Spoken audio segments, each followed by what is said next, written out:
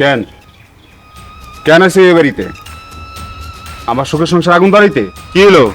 কথার উত্তর দাও। উত্তর তো আমি জানতেছি, তুই উত্তর দিবি, আবার প্রশ্নের উত্তর দিবি। আর কি কইলি? আমি তো সুখের সংসারে আগুন জ্বালাইতেছি না। বাবারা কখনো সন্তানের সংসারে আগুন জ্বালায় না, কিন্তু সন্তানেরা বাবাদের বুক পুইরা ছাই করে দেয়। আমি তোর কাছে একটা কথার উত্তর জানতে আইছি, কোনো টাকা পয়সা চাইতে আই নাই।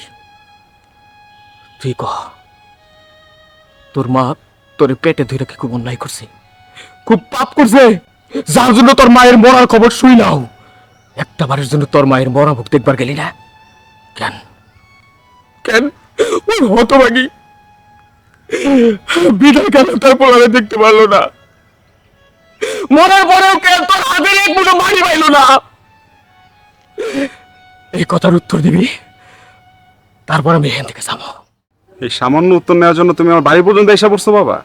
শোনো বাবা, আমার মা আমাকে পেটে ধইরা সে আমাকে লালন পালন করছে, এটা তো দায়িত্ব ছিল। এটা প্রত্যেকটা বাবা মারই দায়িত্ব সন্তানকে লালন পালন করার। তাই বলে এই না যে তার আমার মাটি দিতে যাইতে হইব, তার কবর দিতে হইব, এটা কোন নিয়ম? চুপ কর জানোয়ার! এই কথাটা কইতে তোর আটকাইলো না? তোর লজ্জা করলো না? ওই দায়িত্ব সন্তানের জন্য খালি মা বাবার, সন্তানের কোনো দায়িত্ব নাই? ভালোই তো, মা বাবা সন্তানের জন্ম দিব, মা বাবা লালন পালন করাবো, মা বাবা শিক্ষিত করাবো, তারপর বড় হয়ে যে যার মতো মা বাবারে পর কইরা দিয়া, মা বাবার কোনো খোঁজ খবর না নিয়া দূরে যেয়ে পড়ে থাকবি, নিজে সুখে শান্তিতে থাকবি। তারপর ওই মা বাবা মারা গেলে তা করে ভাগ্যে সন্তানের এক মুঠো মাটিও হইব না। এইটা এইটা দায়িত্ব মা বাবার প্রতি সন্তানের, তাই না? বাবা চুপ থাকো তো, অনেক বেশি তোমার নাটক।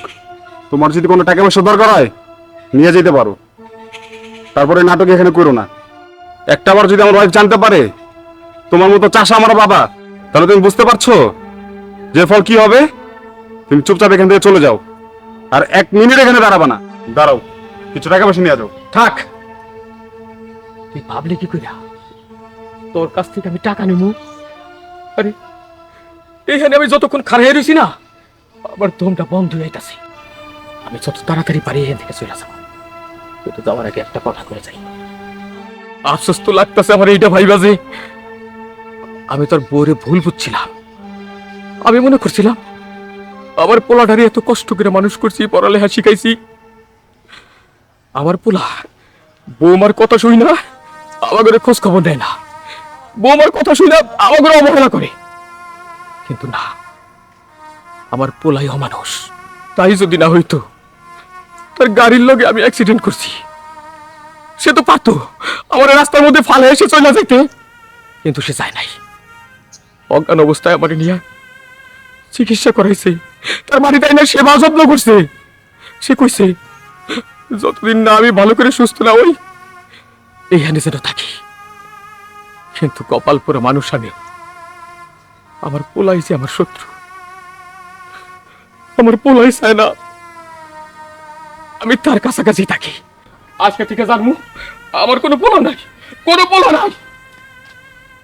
উফ, এই যাত্রা বাঁচা গেল। এই কই গেল তুমি? হ্যাঁ আসতেছি।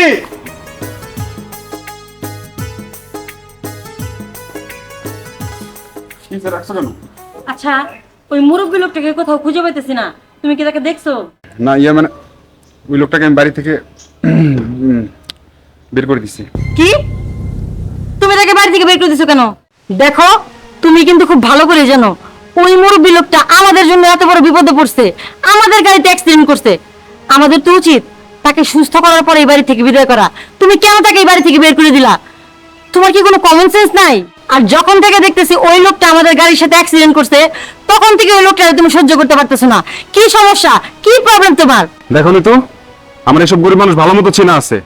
এরা ইচ্ছা করে বড় লোকদের গাড়িদের সাথে ধাক্কা খায়। কেন জানো? কিছু টাকা পয়সার জন্য। আজকে তুমি মায়া দেখায় এ বাড়িতে আশ্রয় দিয়েছো, ঠিকই দেখবা একটা বড় ধরনের ক্ষতি করে উনি চলে গেছে। আর আমি থাকতে আমার লক্ষ্মী বউর কোনো ক্ষতি আমি হতে দিব না। আর আমি চাই না বাইরে কোনো লোকের জন্য আমার এই লক্ষ্মী বউটার কোনো সমস্যা বা কোনো ক্ষতি হোক। ভুল, তোমার চিন্তা ধারণা একদমই ভুল। আমি ওই লোকটার চোখের দিকে তাকিয়ে দেখছি, সে আমার কোনো ক্ষতি করতেই পারে না। সে অনেক ভালো একজন মানুষ। কিন্তু আমার কেন জানি মনে হচ্ছে ওই লোকটাকে তুমি আগে থেকেই চেনো। সত্যি করে বলো তো, আসলে কি তুমি তাকে আগে থেকে চেনো? নিতু, তুমি এটা কেমন কথা বললা? দেখতে চাষা গরিব, সে আমার পরিচিত হয় কিভাবে? আমি যা করতেছি তোমার ভালোর জন্যই করতেছি। এই সমস্ত ছোট লোক গরিবদের জন্য এত মাথাটা ঘামায়ও না। আমি আবারও তোমাকে সাবধান করতেছি, দিন শেষে দেখবা এইসব লোক তোমার একটা বড় ধরনের ক্ষতি করে চলে যাবে।